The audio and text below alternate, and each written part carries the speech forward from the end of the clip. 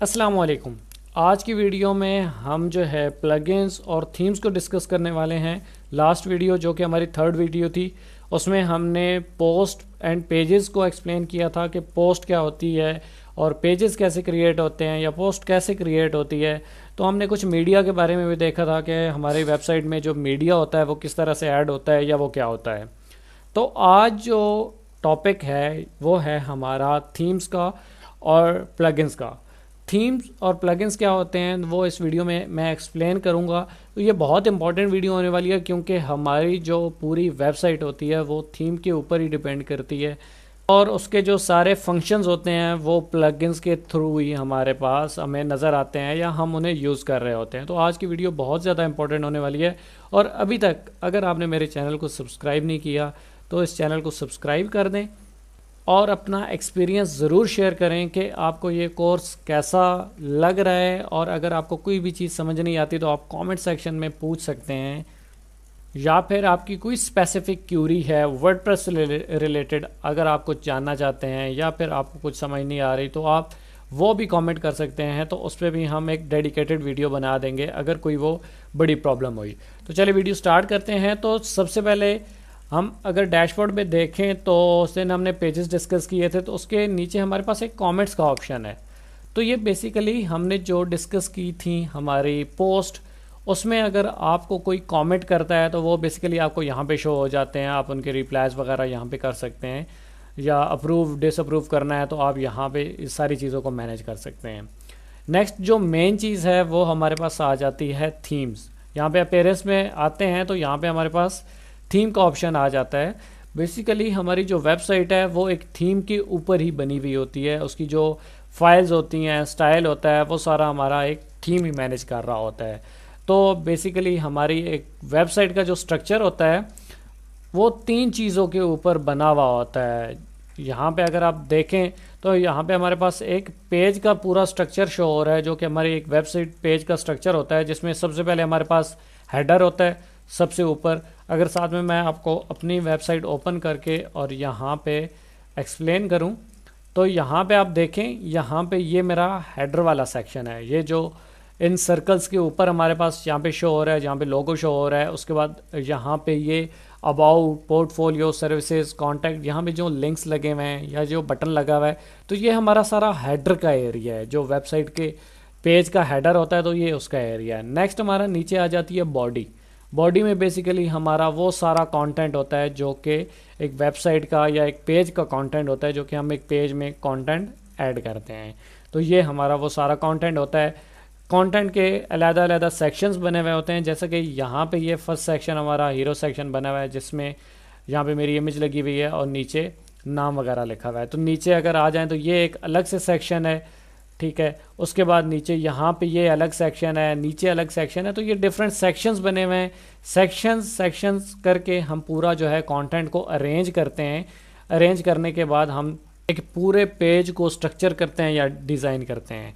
और नेक्स्ट जो हमारे पास आ जाती है चीज़ वो होता है फुटर। यहाँ पे नीचे अगर आप देखें तो यहाँ पे हमारे पास बॉडी के बाद फुटर आ जाता है।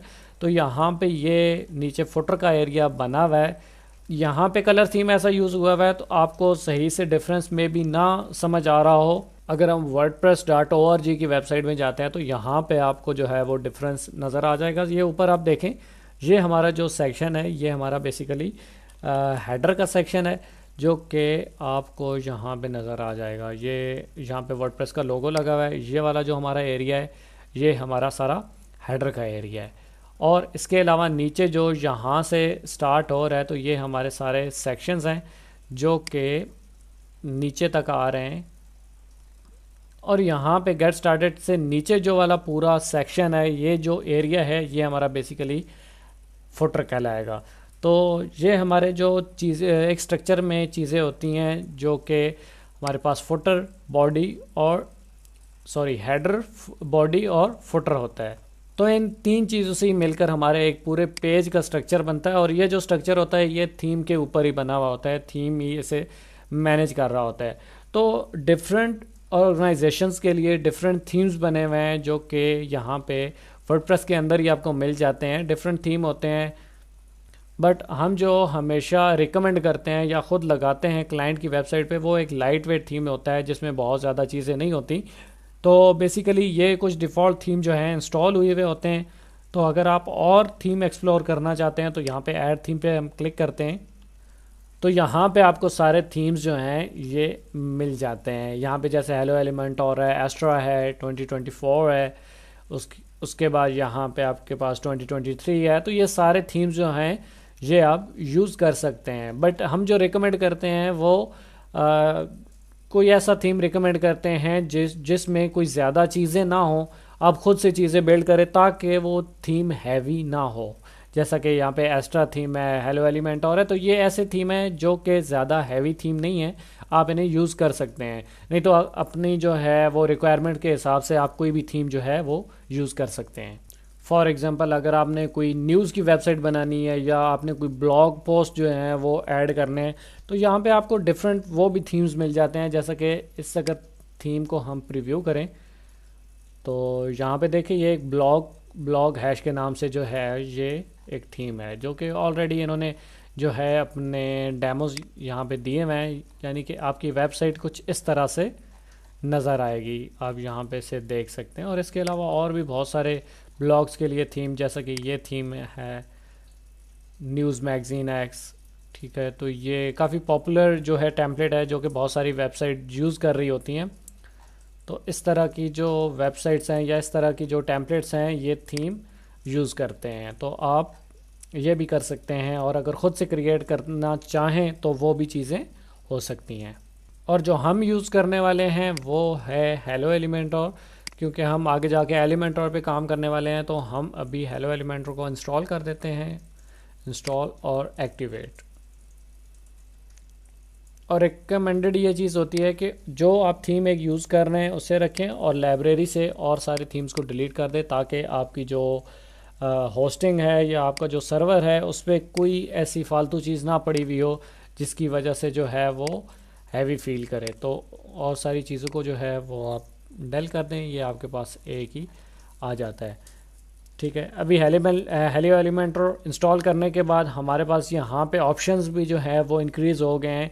हर थीम के अलग अलग ऑप्शंस होते हैं, जैसे कि यहाँ पे design, customise, menus, theme file editor, ये सारी चीज़ें आ गई हैं।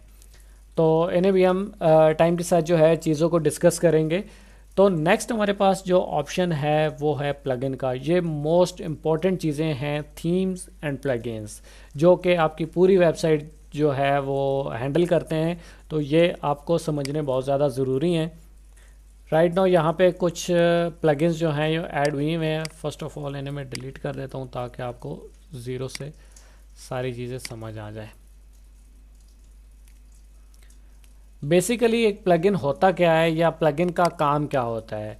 प्लगइन का काम ये होता है कि आपकी वेबसाइट में कोई ऐसी फंक्शनैलिटी जो कि आपको चाहिए और वो वर्डप्रेस आपको नहीं दे रहा, तो आप क्या करते हैं कि वो प्लगइन को ऐड करके स्पेसिफिक अपनी रिक्वायरमेंट के हिसाब से प्लगइन को ऐड करके और वो फंक्शनैलिटी अपनी वेबसाइट में ऐड कर देते हैं। फॉर एग्जांपल आपके पास जो है जो वर्डप्रेस का अपना डिफ़ॉल्ट एडिटर होता है वो इतना हैवी नहीं होता कि आप पेजेस को डिज़ाइन कर सकें, पेजेस को अट्रैक्टिव बना सकें।